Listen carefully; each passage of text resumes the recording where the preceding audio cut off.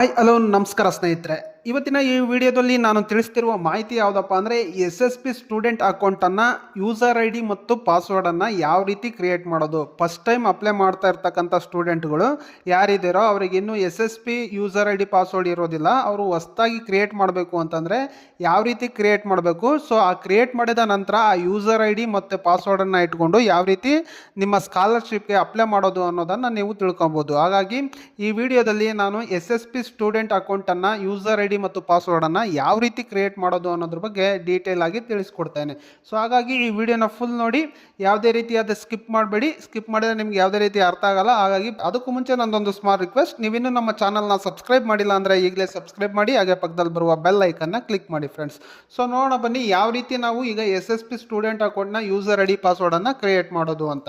So ಮೊದಲಿಗೆ ನೀವೇನು ಮಾಡಬೇಕಪ್ಪ ಅಂತಂದರೆ, ನೀವು SSP karnataka.government.in ಅನ್ನೋ ವೆಬ್ಸೈಟ್ಗೆ ಬರಬೇಕಾಗತ್ತೆ. ಸೊ ನಿಮಗೆ ಒಂದು ವೇಳೆ ಇದು ಸಿಗಲಿಲ್ಲ ಅಂದರೆ ನಾನು ಡಿಸ್ಕ್ರಿಪ್ಷನಲ್ಲಿ ಈ ಲಿಂಕನ್ನು ಕೊಟ್ಟಿರ್ತೀನಿ. ಸೊ ಅಲ್ಲಿ ಹೋಗಿ ಆ ವೆಬ್ಸೈಟ್ಗೆ ಲಾಗಿನ್ ಆಗಿ. ಸೊ ಲಾಗಿನ್ ಆದ ನಂತರ ನೋಡ್ಬೋದು ನಿಮಗೆ ಈ ರೀತಿಯಾಗಿ ನಿಮಗೆ ಹೋಮ್ ಪೇಜ್ ಕಾಣುತ್ತೆ. ಇಲ್ಲಿ ನೋಡ್ತಾ ಇರ್ಬೋದು, ಇಲ್ಲಿ ನಿಮಗೆ ಸುಮಾರು ಆಪ್ಷನ್ಸ್ ಇದೆ. Click here to login to SSP student account to apply for free matric scholarship ಅಂತ. ಸೊ ಮೊದಲೇ ಆಪ್ಷನ್ಸು, ಒಂದು ವೇಳೆ ನಿಮ್ಮ ಹತ್ರ ಯೂಸರ್ ಐ ಡಿ ಪಾಸ್ವರ್ಡ್ ಇದ್ದರೆ ನೀವು ಈ ಲಿಂಕ್ ಮುಖಾಂತರ ನೀವು ಹೋಗಬೇಕಾಗತ್ತೆ. ಒಂದು ವೇಳೆ ನಿಮಗೆ ಯೂಸರ್ ಐ ಡಿ ಪಾಸ್ವರ್ಡ್ ಕೂಡ ಇನ್ನೂ ಇಲ್ಲ ಅಂತಂದರೆ ಅದನ್ನು ಯಾವ ರೀತಿ ಹೊಸದಾಗಿ ಕ್ರಿಯೇಟ್ ಮಾಡಬೇಕು ಅಂದರೆ ನೋಡ್ಬೋದು ಕೆಳಗಡೆ click here to create new account for both pre matric and post matric student ಅಂತ ಇದೆ. ಸೊ ಈ ಆಪ್ಷನ್ಸ್ ಮೇಲೆ ಕ್ಲಿಕ್ ಮಾಡ್ಕೊಳ್ಳಿ. ಸೊ ಈ ಆಪ್ಷನ್ಸ್ ಮೇಲೆ ಕ್ಲಿಕ್ ಮಾಡಿದ ನಂತರ ಸೊ ನೋಡ್ಬೋದು ನಿಮಗೆ ಈ ರೀತಿಯಾಗಿ ನಿಮ್ಮ ಪೇಜ್ ಓಪನ್ ಆಗುತ್ತೆ. ಇಲ್ಲಿ ನಿಮ್ಮ ಯಾವ ವಿದ್ಯಾರ್ಥಿ ಯಾರಿರ್ತಾರೋ ಸೊ ಅವರ ಆಧಾರ್ ನಂಬರನ್ನು ನೀವು ಇಲ್ಲಿ ಎಂಟರ್ ಮಾಡಬೇಕಾಗುತ್ತೆ. ಸೊ ಅವ್ರ ಆಧಾರ್ ನಂಬರನ್ನು ಎಂಟರ್ ಮಾಡ್ಕೊಳ್ಳಿ. ಸೊ ಅವ್ರ ಆಧಾರ್ ನಂಬರನ್ನು ಎಂಟರ್ ಮಾಡಿದ ನಂತರ ನೋಡ್ಬೋದು ಕೆಳಗಡೆ ಕ್ಲಿಕ್ ಟು ಪ್ರೊಸೀಡ್ ಅನ್ನೋ ಒಂದು ಆಪ್ಷನ್ಸ್ ಇದೆ.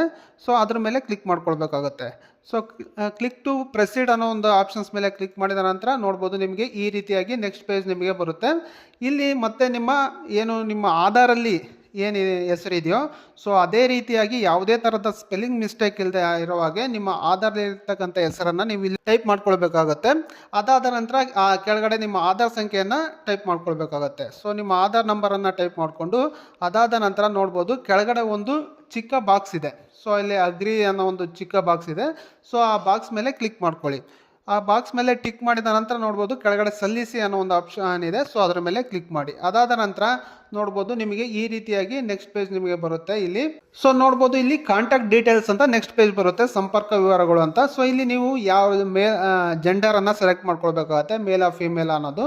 ಅದಾದ ನಂತರ ಕೆಳಗಡೆ ಇಮೇಲ್ ಐ ಡಿಯನ್ನು ಎಂಟರ್ ಮಾಡಬೇಕಾಗುತ್ತೆ. ಬೈ ಚಾನ್ಸ್ ನಿಮ್ಮ ಹತ್ರ ಇಮೇಲ್ ಐ ಡಿ ಇಲ್ಲ ಅಂದರೆ ಪರವಾಗಿಲ್ಲ, ಏನೋ ಎಂಟರ್ ಮಾಡೋ ಅವಶ್ಯಕತೆ ಇಲ್ಲ, ಇದ್ರೆ ಎಂಟರ್ ಮಾಡ್ಕೊಳ್ಳಿ. ಅದಾದ ನಂತರ ಕೆಳಗಡೆ ನಿಮ್ಮ ಮೊಬೈಲ್ ಸಂಖ್ಯೆಯನ್ನು ಎಂಟರ್ ಮಾಡಬೇಕಾಗತ್ತೆ. ಸೊ ನಿಮ್ಮ ಮೊಬೈಲ್ ನಂಬರನ್ನು ಎಂಟರ್ ಮಾಡಿದ ನಂತರ ಕೆಳಗಡೆ ಸಲ್ಲಿಸಿ ಅನ್ನೋ ಒಂದು ಆಪ್ಷನ್ಸ್ ಮೇಲೆ ಕ್ಲಿಕ್ ಮಾಡ್ಕೊಳ್ಳಿ. ಅದಾದ ನಂತರ ನೋಡ್ಬೋದು ನೀವು ಯಾವ ನಂಬರನ್ನು ಎಂಟರ್ ಮಾಡಿರ್ತೀರೋ ಆ ನಂಬರ್ಗೆ ಒಂದು OTP ಬರುತ್ತೆ. ಸೊ ಆ OTPಯನ್ನು ನೀವು ಇಲ್ಲಿ ಎಂಟರ್ ಮಾಡಬೇಕಾಗತ್ತೆ.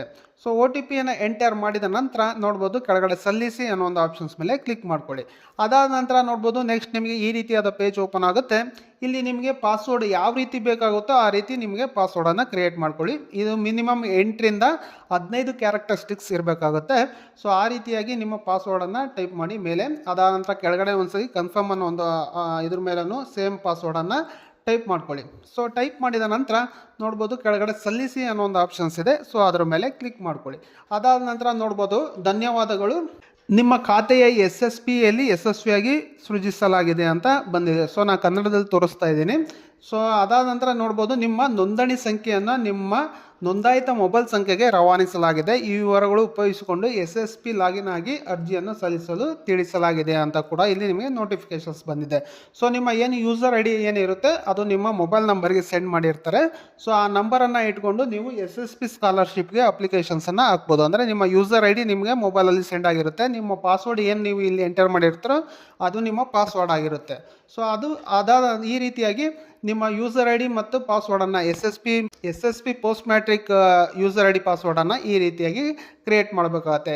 ಕ್ರಿಯೇಟ್ ಮಾಡಿದ ನಂತರ ಯಾವ ರೀತಿ ನಾವು ಅಪ್ಲಿಕೇಶನ್ಸನ್ನು ಸಲ್ಲಿಸಬೇಕು ಅನ್ನೋದನ್ನು ಸೊ ನಾನು ಮುಂದಿನ ವಿಡಿಯೋದಲ್ಲಿ ನಿಮಗೆ ತಿಳಿಸ್ಕೊಡ್ತೇನೆ. ಸೊ ಈ ವಿಡಿಯೋ ನೋಡಿದ್ದಕ್ಕಾಗಿ ಧನ್ಯವಾದಗಳು. ಇದೇ ರೀತಿಯಾದ ಇಂಟ್ರೆಸ್ಟಿಂಗ್ ಮತ್ತು ಯೂಸ್ಫುಲ್ ಮಾಹಿತಿಗಾಗಿ ನಮ್ಮ ಚಾನಲನ್ನು ಸಬ್ಸ್ಕ್ರೈಬ್ ಮಾಡ್ಕೊಳ್ಳಿ ಫ್ರೆಂಡ್ಸ್. ಹಾಗೆ ಈ ವಿಡಿಯೋನ ಪ್ರತಿಯೊಬ್ಬರಿಗೂ ಯಾರ್ಯಾರು ಸ್ಟೂಡೆಂಟ್ಗಳಿದ್ದೀರೋ ಅವರೆಲ್ಲರಿಗೂ ಶೇರ್ ಮಾಡಿ friends. Thank you for watching. Take care.